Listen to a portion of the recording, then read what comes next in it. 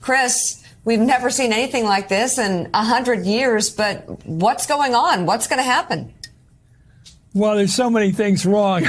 Where do I begin? I mean, I think this whole Republican caucus, the GOP caucus, this time, is really a destructive force. It was founded on a lie that Donald Trump did not have anything to do with the attack on the Capitol in January 6th of 21. He had nothing to do with it.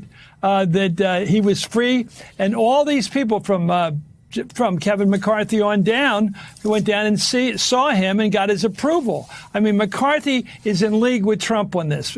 Trump could be, as James said a few moments ago, yesterday's man, but he's in league with him. And the whole idea of him having a good relationship with his party's right.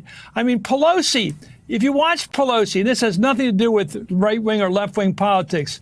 She always made a point of having good relations with the people in the hard left. And when she had to hold up that very popular bipartisan bill last year for infrastructure, she held it up for more than a month because the squad and the whole progressive caucus said, we want you to hold up that popular bill with the center because our stuff has to be considered. And so she held it up in great respect for that group for almost a month. And then she said, well, you've had your time. I now have to vote. We're going to have to vote on the infrastructure bill. And she ended up getting it all passed. So you have to have finesse. I don't think Kevin McCarthy has any finesse. And I don't think he has anybody afraid of him. They hate him. That's for sure. They hate him. They want his head. And so I think this thing's going to pass. They want him gone. They want to hurt him. They want him to feel bad about himself and his career. That's what they want. And so this is a personal thing.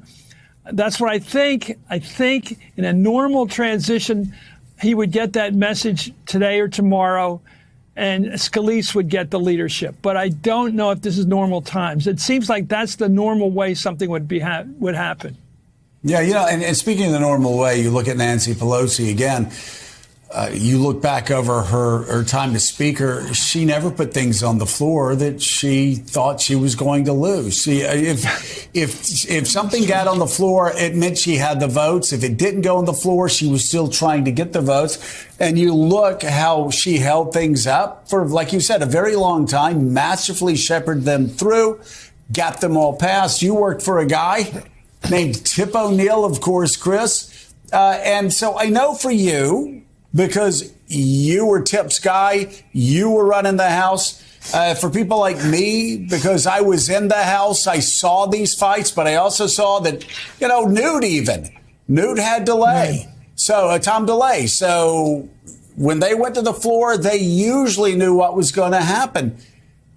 For those of us that have been there, that have done this, yesterday was shocking because you just don't put votes on the floor that are this consequential until you have the votes. And if Nancy Pelosi didn't have the votes, or Tip O'Neill didn't have the votes, or Newt Gingrich didn't have the votes a week out, he would have held a press conference and said goodbye. She would have had it. They all would have done this. Nobody would have sat there to be humiliated. I agree. By a band full of insurrectionists, weirdos, and freaks. And you knew exactly who their names were and what they're going to do. I worked with Tip in 1984. Now, you know, Joe and Mika, that when you lose a big election like the 84 election with Mondale, 49 states or something, the knives are going to be out. You know the knives are coming out for the leadership. That's the normal way. You got to go after the top guys in office to make them pay for this, for having